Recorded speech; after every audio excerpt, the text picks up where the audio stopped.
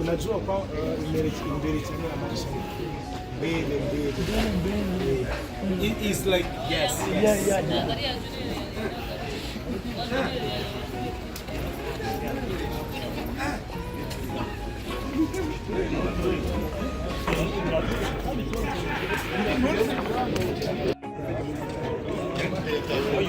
Yeah.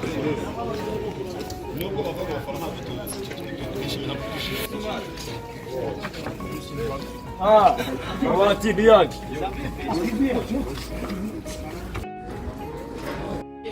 ubumwe n'abakinnyi bacu bano bariteguye igihugu gutsinda iyo ntego hanyuma uzongera ungana match ushaka ari inyange mukuru w'inyange nadigoye no muri press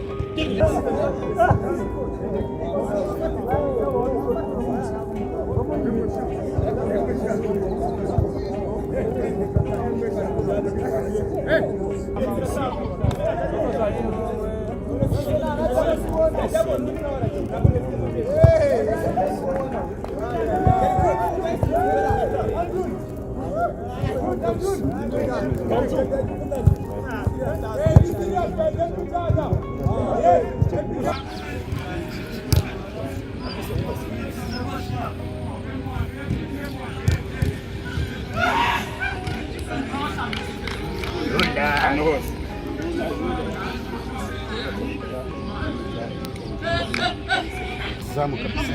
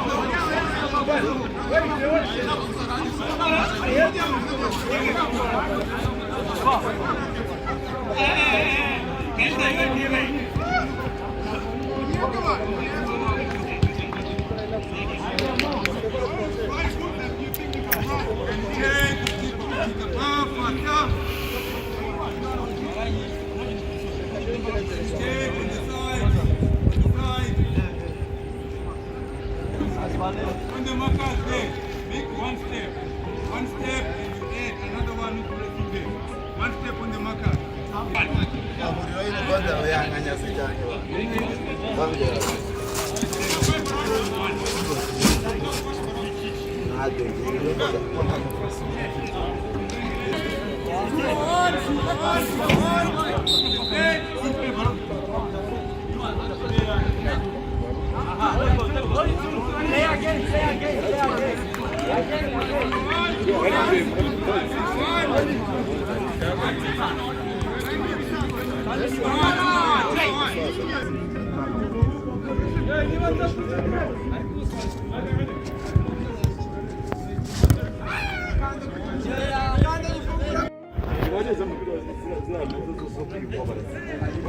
Oya abanyezamo abahanga nibo basigira, abanyezamo abasose bazigira. Abahanga nibo biyumva nyine kandi bakabibatira. Ubwo mu kigira muri zira agereba gutya ku ruhande.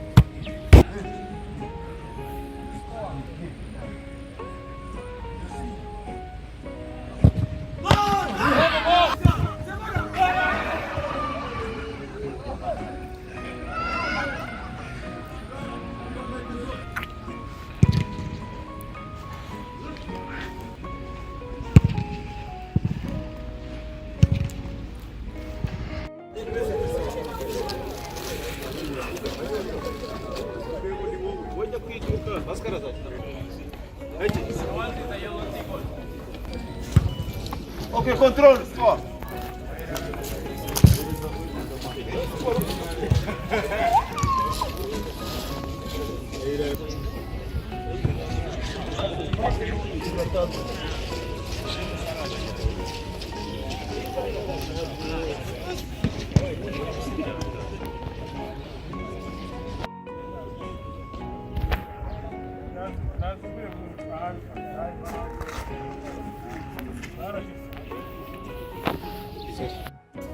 akantu uboneka nsa nawe nagatekerejeho neza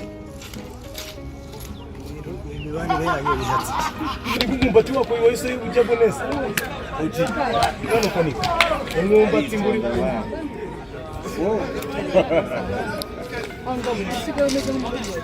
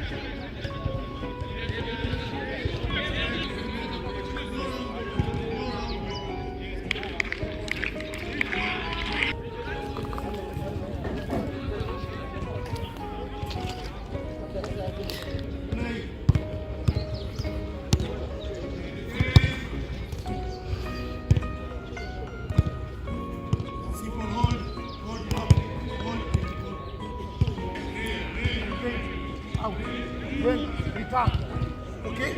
Just one side. Come inside. Go. Play. Back. Not very far, not very far.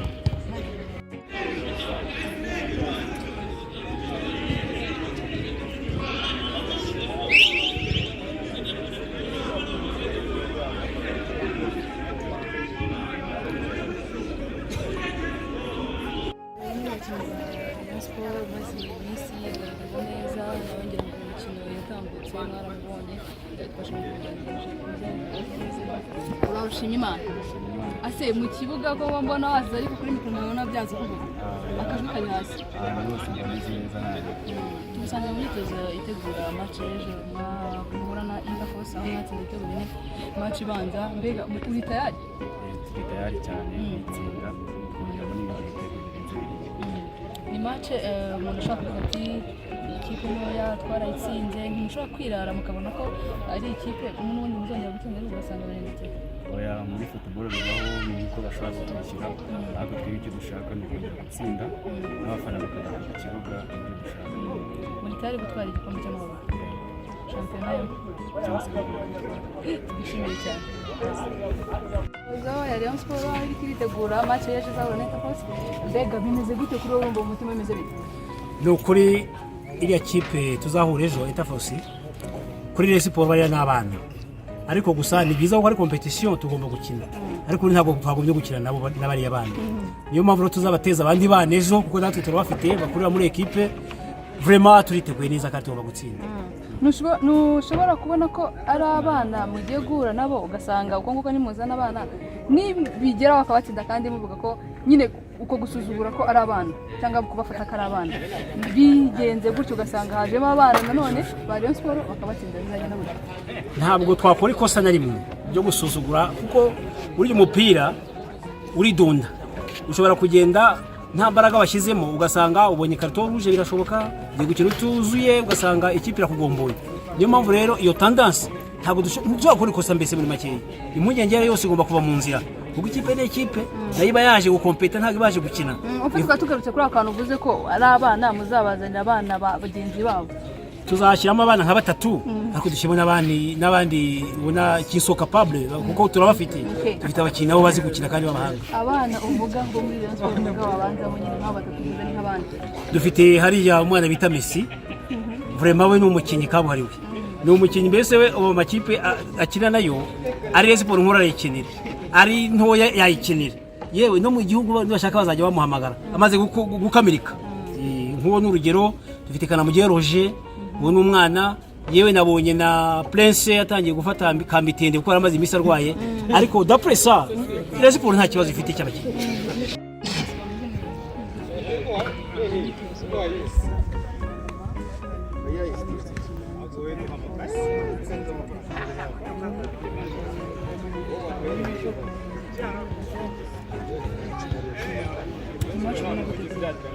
match ikomeye ntabwo tugomba kwisuzugura kuko muri football byose birashoboka ko twatsinze rimwe natwe nabidutsinda turamutse turengeje ariko tuzashyiramo imbaraga ni match twateruye nyine n'izindi match tuzashyiramo imbaraga uko bishoboka kose kandi neza ko bizagenda neza tuzatsinda bimeze neza ariko ubona ko abakinnyi bishimye ibintu nyine ni sawa. Coach, first training session in the club. How are you feeling? How is everything?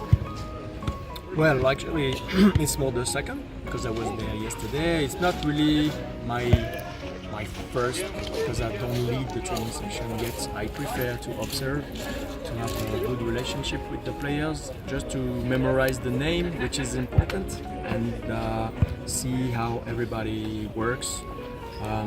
The feeling and the relationship also with the staff. So I think that the atmosphere is great. I'm happy for that.